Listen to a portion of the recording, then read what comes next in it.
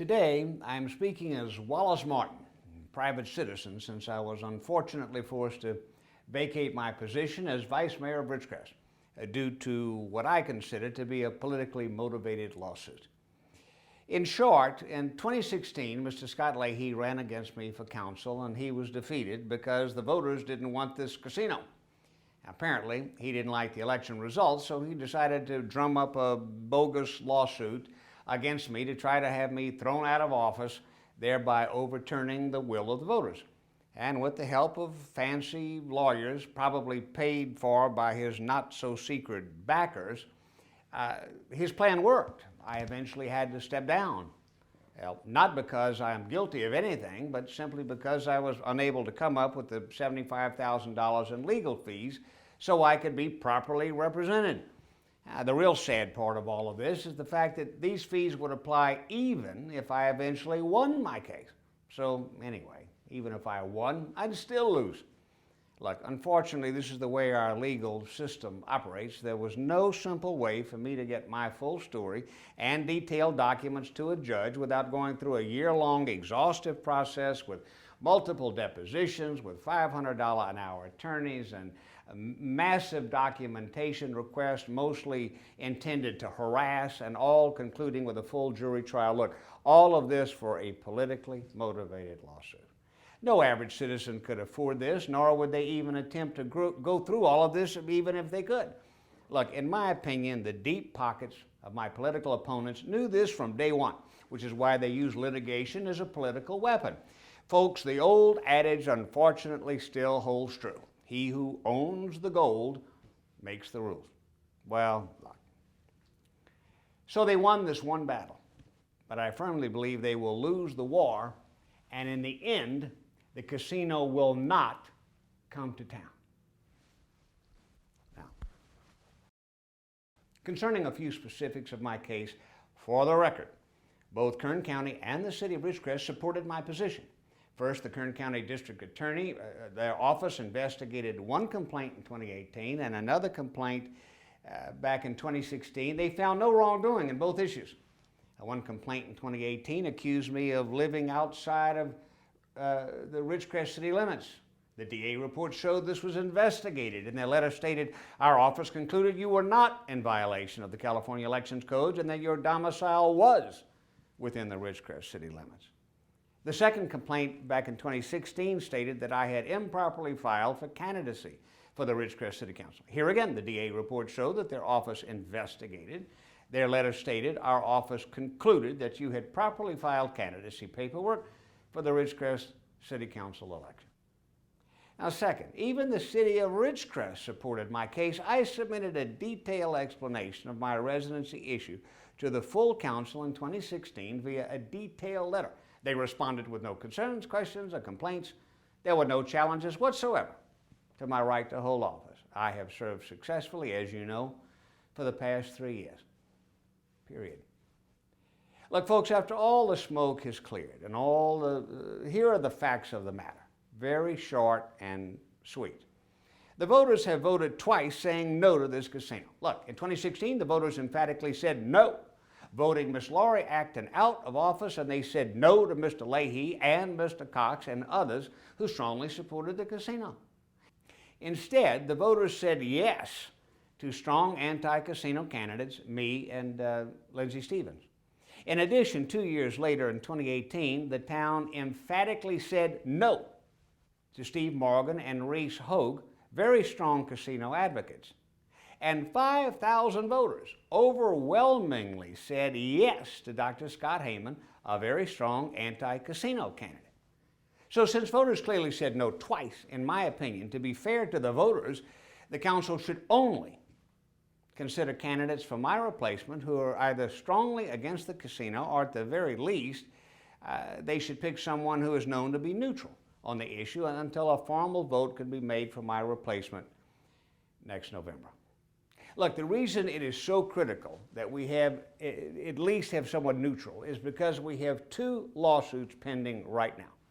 And in my opinion, the city's about to win both these cases. You heard me right. We will win both of them. One is a forced arbitration and the second deals with the land sale. But now, of course, the tribe and the developers know all of this, which is why they're trying desperately to rush to have a pro-casino person put in so they can vote the casino back in before the city wins these cases. They want to instantly dismiss and disrupt all the work the community has done over the past 3 years to stop this thing. Simply stated, they want to overturn the will of the voters. Well, now, oh wait, plus there's a third lawsuit that was filed with the Department of the Interior, and soon the DOI will win their case with the casino folks as well. So let's see now, counting my bogus lawsuit, oh yes, it sounds like we have 4 lawsuits that the tribe and developers are launching against the will of the people in Ridgecrest. That's kind of confusing because the mayor has said repeatedly that our casino friends will be good neighbors. If this is true, how many good neighbors do you know that have to sue you to let them into your neighborhood? I don't know. Maybe it's just me. You can decide. Anyway, so you see, folks, this is why Councilman Mike Maurer wants to rush this appointment, to slide in Mr. Cox, his business partner and planning commissioner appointee, or Mr. Leahy, or Steve Morgan, or Mr. Hogue, or another pro-casino candidate who the voters have already rejected. It's simple. They just want to regain control of the council to bring back this infernal casino. In my opinion, this would be a travesty against the voters of Ridgecrest. We need a neutral appointment. In addition, no other action to further this casino should be taken until both of these pending lawsuits are completely settled. Folks, the writing is on the wall here. If the council votes a pro-casino person in to replace me, it would immediately prove what I have been saying all along, and that is that Mr. Leahy's bogus lawsuit against me has nothing to do with residency and everything to do with overturning the will of the voters by bringing the casino roaring back into town. That's it. Look, regardless, any vote on the casino issue from this point on should be 100% transparent and discussed in full view of the public at open public meetings. This way the public can clearly see what is really going in here. Look, here is something else important. Casino proponents have floated a number of myths since day one. For example, they would have you believe that the current council has a legal obligation to support the casino going into the future. Well, this is simply absolutely not true. The current council has met all of its obligations regarding this issue.